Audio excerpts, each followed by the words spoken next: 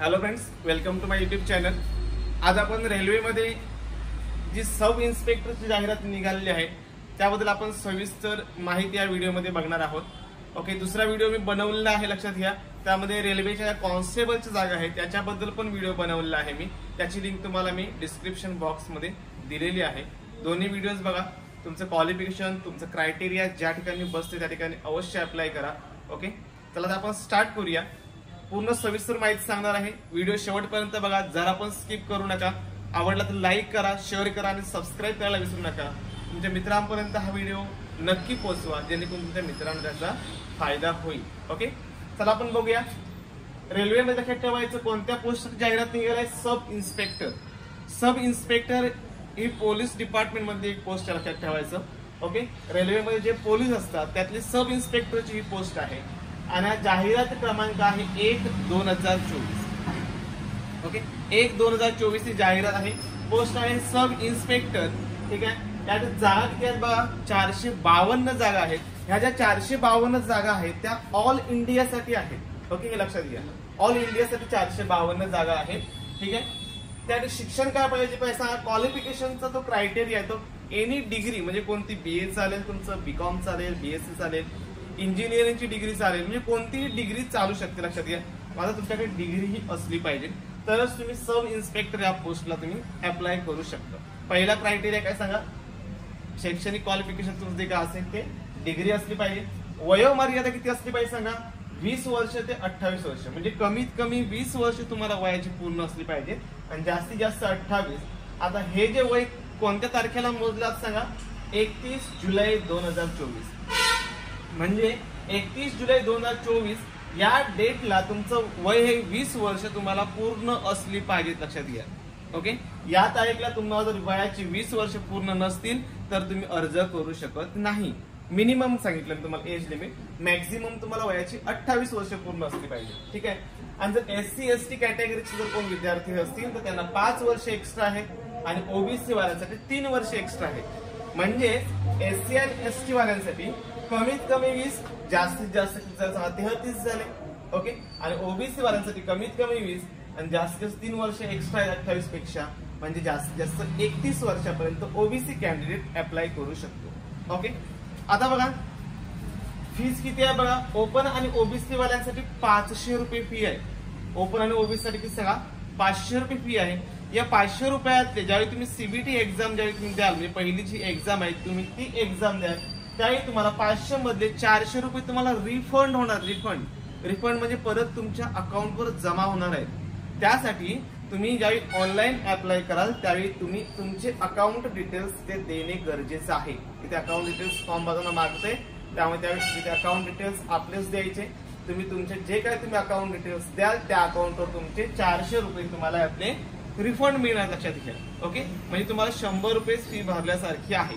सुरुवातीला 500 भरायचे, परत ते 400 रिटर्न देणार। ठीक आहे, इतर बघा SC असतील, ST असतील, एक्स सर्व्हिसमॅन आहेत, EBC आहेत, महिला आहेत, यांच्यासाठी फक्त 250 रुपये फी आहे।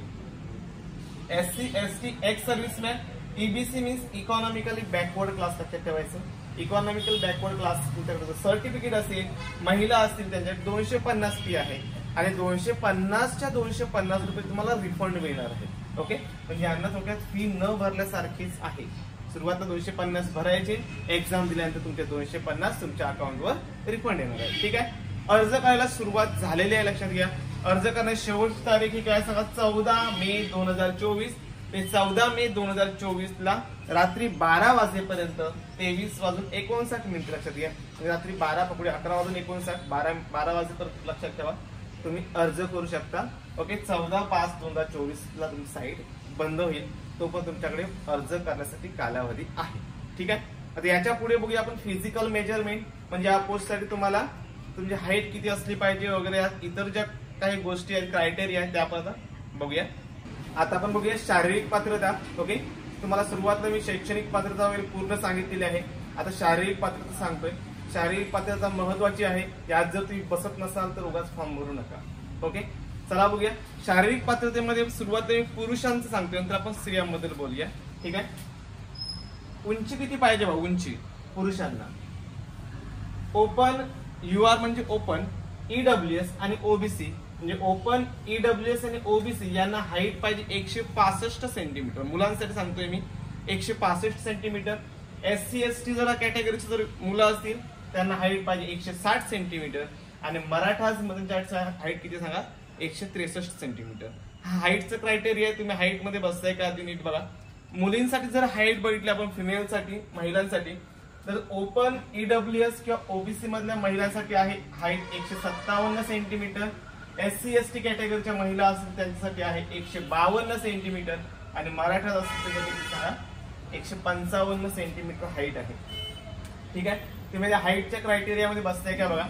त्याचप्रमाणे दुसरी शारीरिक पात्रता पाहिजे ती म्हणजे चेस्ट लक्षात ठेवा. छाती मुलांसाठी फक्त हा घटक आहे.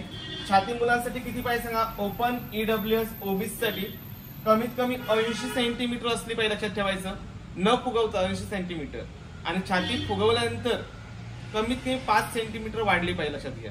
म्हणजे तुमची जी काय छाती असेल त्याच्यामध्ये 5 सेंटीमीटर छातीमध्ये वाढ झाली पाहिजे. ओके, म्हणजे तुमची 80 असेल तर 85 झाली पाहिजे, 82 असेल तर 87 झाली पाहिजे, काय असेल ती पण कमीत कमी ही 80 पेक्षा जास्त असली पाहिजे. ठीक आहे. एससी एसटी कॅटेगरीच्या मुलांसाठी आहे 76.2 सेंटीमीटर कमीत कमी आणि फुगून ते परत 5 वाढले पाहिजेत 81.2 सेंटीमीटर. मराठासाठी सेम 80 सेंटीमीटर ते 85 सेंटीमीटर. ओके, हा छातीचा क्रायटेरिया. महिलांना लक्षात ठेवायचं यामध्ये काहीही नाही, फक्त महिलांना हाईट मध्ये बसला पाहिजे लक्षात ठेवा, तर तुम्ही अर्ज करू शकता. आता आपण बघूया स्टेज ऑफ एक्झाम म्हणजे ही जी निवड प्रक्रिया आहे ना ती निवड प्रक्रिया कशा प्रकारे होणार आहे, त्यासाठी तुम्हाला कोणत्या कोणत्या स्टेज मधून पुढे पुढे जायचं आहे याची आपण परिपूर्ण माहिती बघूया. 1 नंबरला काय बघा, 1 नंबर तुमची सीबीटी म्हणजे कम्प्युटर बेस्ड टेस्ट होणार आहे. कम्प्युटर बेस्ड टेस्ट म्हणजे कसं का ऑनलाईन एक्झाम होणार आहे तुमची, लक्षात घ्या. पहिल्या सुरुवातीला एक्झाम आहे. ह्या एक्झाम बद्दल माहिती तुम्हाला मी देणारच आहे पुढे. ओके, फक्त आपण स्टेज बघूया. पहिले आहे सीबीटी कम्प्युटर बेस्ड टेस्ट होणार आहे. कम्प्युटर बेस्ड टेस्ट म्हणून एकाच 10 मुलं ही पुढच्या एक्झामसाठी निवडली जाणार लक्षात ठेवायचं. म्हणजे कम्प्युटर बेस्ड टेस्ट मध्ये तुम्ही जर समजा सिलेक्ट झाला, तुम्ही तुमची जर निवड झाली तर तुम्ही फिजिकल एफिशियन्सी टेस्ट म्हणजे पीईटी याला आपण ग्राउंड असं म्हणतो लक्षात ठेवायचं. या ग्राउंड साठी तुम्ही पात्र असणार आहात. ग्राउंड मध्ये पण काय काय आहेत, कोणत्या कोणत्या गोष्टी आहेत, त्यासाठी काय लिमिटेशन्स आहेत, ते सगळे आपण पुढे बघणारच आहोत. 3 नंबर आहे physical measurement test. Physical measurement test म्हणजे तुमची हाईट किती असली पाहिजे, छाती किती असली पाहिजे, याला आपण पीएमटी असं म्हणतो लक्षात ठेवायचं. पीएमटी बद्दल मी मगाशी बोललेलो आहे लक्षात ठेवायचं. मुलांसाठी हाईट, मुलींसाठी हाईट, मुलांसाठी छाती किती पाहिजे तुम्हाला सांगितलेली आहे ऑलरेडी. ओके, हे 3 नंबरच्या स्टेजला तुमची चेक केलं जाणार आहे. नंतर 4 नंबरला डॉक्युमेंट व्हेरिफिकेशन. इथपर्यंत जर तुम्ही आलात तर तुमचं डॉक्युमेंट व्हेरिफिकेशन होणार आहे. डॉक्युमेंट व्हेरिफिकेशनच्या नंतर काय सांगा मेडिकल होणार आहे आणि मेडिकल झाल्याच्या नंतर तुमचं फायनल सिलेक्शन होणार आहे. ओके, चला आता आपण बघूया सीबीटीला काय काय सिलेबस आहे, काय काय एक्झाम पॅटर्न्स आहेत. आता आपण बघूया सीबीटी एक्झाम कशा प्रकारे असणार, त्याचा पॅटर्न काय असणार आहे वगैरे. ओके, पहिली जी एक्झाम म्हणजे पहिल्या सुरुवातीत तुम्हाला सीबीटी एक्झाम द्यायची लक्षात घ्या. त्यात तुम्ही जर क्वालिफाय झालात तरच तुमचं पुढे ग्राउंड वगैरे होणार आहे. आज सीबीटीला काय काय विषय आहे बघा. ही कॉम्प्युटर बेस्ड टेस्ट होणार म्हणजे तुमची परीक्षा ही ऑनलाईन होणार आहे. ओके, त्यासाठी कोणते कोणते विषय आहेत. पहिल्यांदा अरिथमेटिक. अरिथमेटिक म्हणजे सांगा अंकगणित म्हणतात, अंकगणित. एक प्रश्न आहे लक्षात घ्या. 2 नंबर आहे जनरल इंटेलिजन्स अँड रिझनिंग म्हणजे तुमचं बुद्धिमत्ता आपण म्हणतो, बुद्धिमत्ता मराठीमध्ये त्याला आपण जनरल इंटेलिजन्स अँड रिझनिंग असं म्हणतो. त्याचे 35 प्रश्न असणार आहे. नंबर 3 आहे बा जनरल अवेअरनेस 50 प्रश्न म्हणजे सामान्य ज्ञानावरती 50 प्रश्न. म्हणजे असे 35 प्रश्न, हे 35 70 झाले आणि हे 50 असे टोटल 120 प्रश्न आहेत. किती सांगा 120 प्रश्न आहेत. वेळ आहे किती सांगा 90 मिनिटे. 90 मिनिटे म्हणजे तुमच्याकडे 1.5 तास वेळ आहे. 1.5 तासात तुम्हाला 120 प्रश्न सोडवायचे आहेत. एक प्रश्न एका मार्क्सला लक्षात घ्यायचं, एक प्रश्न एका मार्क्सला. ठीक आहे. आता या परीक्षेमध्ये तुमचा पेपर कोणत्या भाषेत असू शकतो. भाषा तुम्हाला पेपर निवडताना तुम्हाला तुमची भाषा निवडायची लक्षात घ्या. मराठी भाषा पण आहे, हिंदी पण आहे, इंग्रजी पण आहे. मराठी, हिंदी, इंग्रजी. ओके, तुम्ही कोणती भाषा पाहिजे तुम्ही ती निवडू शकता. सगळ्यात महत्वाची गोष्ट निगेटिव्ह मार्किंग आहे. 1/3 निगेटिव्ह मार्किंग आहे लक्षात ठेवायचं. हे 3 प्रश्न चुकले तर तुमचा 1 मार्क्स कट होणार आहे. त्यामुळे ठोकून द्यायचं पण नाही लक्षात घ्या. ठोकून दिलात, ठोकून जर एखाद्या प्रश्नाचं उत्तर दिलात आणि जर तो प्रश्न चुकला तर तुमचे मार्क्स मिळालेले मार्क्स कमी होणार आहे. ठीक आहे. हे तुमची सीबीटी आहे. यात तुम्ही क्वालिफाय झालात तर तुम्हाला पुढे फिजिकल म्हणजे तुम्हाला ग्राउंडच्या टेस्टला तुम्हाला ते बोलवणार आहे, लक्षात ठेवायचं. ग्राउंडसाठी काय काय आहे ते बघूया. ओके, आपण सीबीटी बघितले, लक्षात ठेवायचं. म्हणजे कम्प्युटर बेस्ड टेस्ट कोणत्या प्रकारे होणार आहे ते आपण बघितलेले, लक्षात घ्या. ओके, आता आपल्याला बघायचं आहे PET means physical efficiency test. जर तुम्ही सीबीटी मध्ये क्वालिफाय झालात तरच तुम्हाला पीईटी ला निमंत्रित केलं जाणार आहे, लक्षात घ्या. ओके, आता पीईटी ला काय काय आहे बघा. सुरुवातीला पुरुषांसाठी, पुरुष उमेदवारांसाठी 1600 मीटर धावणे 6 मिनिट 30 सेकंद. 1600 मीटर रनिंग तुम्हाला करायचं आहे, 6 मिनिट 30 सेकंद एवढा वेळ आहे, भरपूर वेळ, लक्षात घ्या, सहज बसतं. लांब उडी आहे 12 फूट, 12 फूट लांब उडी मारायची आहे आणि उंच उडी आहे 3 फूट 9 इंच. ओके, त्या पुरुषांसाठी फक्त 3च इव्हेंट आहेत, लक्षात घ्या. ओके, यात फक्त तुम्हाला क्वालिफाय व्हायचंय. तर सेम स्त्रियांसाठी 80 मीटर धावणे आहे, 800 मीटर धावणे आहे. 800 मीटर धावणे 4 मिनिट तुम्हाला वेळ आहे स्त्रियांना. 4 मिनिटात तुम्हाला 800 मीटर धावायचंय. लांब उडी आहे 9 फूट आणि उंच उडी आहे 3 फूट. ओके, 3च इव्हेंट स्त्रियांना देखील आहेत. यात तुम्ही जर क्वालिफाय झालात तरच तुम्हाला पुढच्या टेस्टसाठी म्हणजे तुमचं मेजरमेंट म्हणतो पीएमटी फिजिकल मेजरमेंट टेस्ट, तुमची हाईट वगैरे काय असेल ते मोजण्यासाठी तुम्हाला निमंत्रित केलं जाईल. पीएमटी मध्ये पण तुम्ही जर व्यवस्थित बसत असाल तर तुमचं डॉक्युमेंट व्हेरिफिकेशन होईल आणि डॉक्युमेंट व्हेरिफिकेशनच्या नंतर शेवटला मेडिकल होईल. मेडिकल झाल्यानंतर तुम्ही त्यात जर क्वालिफाय झालात तर तुमचं फायनली सिलेक्शन होईल. ओके, या व्हिडिओमध्ये तुम्हाला मी सब इन्स्पेक्टर बद्दल परिपूर्ण माहिती सांगण्याचा प्रयत्न केलेला आहे.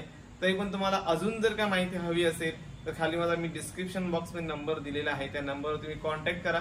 तुम्हाला अजून काय डिटेल्स माहिती हवी असेल तरी तुम्हाला मिळून जाईल. प्लस ही जी जाहिरात आहे 1/2024 या जाहिरातीची पीडीएफ पण मी तुम्हाला डिस्क्रिप्शन बॉक्समध्ये त्याची लिंक टाकतो. लिंक मी ती पीडीएफ मी टेलिग्रामला टाकलेली आहे, टेलिग्रामची लिंक तुम्हाला टाकतो. त्या टेलिग्रामच्या लिंक पण तुम्हाला तिथे ती पीडीएफ मिळून जाईल. ओके, सर्वांनी अभ्यास करा, चांगल्या प्रकारे तयारी करा. सर्वांसाठी बेस्ट ऑफ लक. थँक्यू.